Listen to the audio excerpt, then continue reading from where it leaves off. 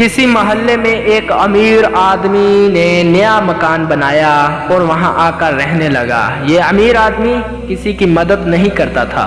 اس محلے میں کچھ دکاندار ایسے تھے جو خود امیر نہیں تھے لیکن لوگوں کی مدد کیا کرتے تھے۔ ایک کسائی تھا اور اکثر غریبوں کو مفت اور عمدہ گوشت دے دیا کرتا تھا۔ ایک راشن والا تھا جو ہر مہینہ کچھ گھرانوں کو مفت راشن پہنچا دیا کرتا تھا۔ اسی طرح ایک دودھ والا تھا جو بچوں والے گھروں میں مفت دودھ دیا کرتا تھا۔ لوگ مالدار شخص کو برا کہتے کہ دیکھو اتنا مال ہونے کے باوجود کسی کی مدد نہیں کرتا، اور یہ دکاندار بیچارے خود سارا دن محنت کرتے ہیں لیکن غریبوں کی مدد کرتے ہیں۔ کچھ عرصہ گزر گیا اور سب نے مالدار آدمی سے ناطہ توڑ دیا، اور جب اس مالدار آدمی کا انتقال ہوا تو محلے میں سے کسی نے بھی اس کے جنازے میں شرکت نہ کی۔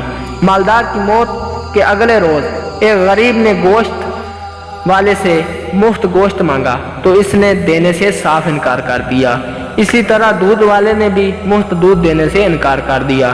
راشن والے نے مفت راشن دینے سے انکار کر دیا۔ ان سب کا ایک ہی جواب تھا کہ اب تمہیں یہاں سے کچھ بھی مفت نہیں ملے گا، کیونکہ جو بندہ ہمیں چھپکے سے پیسے ادا کرتا تھا کہ اس سے غریبوں کے گھر مفت کا سامان پہنچایا کرو، وہ اب اس دنیا میں نہیں رہا۔ دوستو، کبھی بھی کسی کے بارے میں خود سے فیصلہ نہ کریں، کیونکہ تم نہیں جانتے کہ کس کا باطن کتنا پاکیزہ ہے۔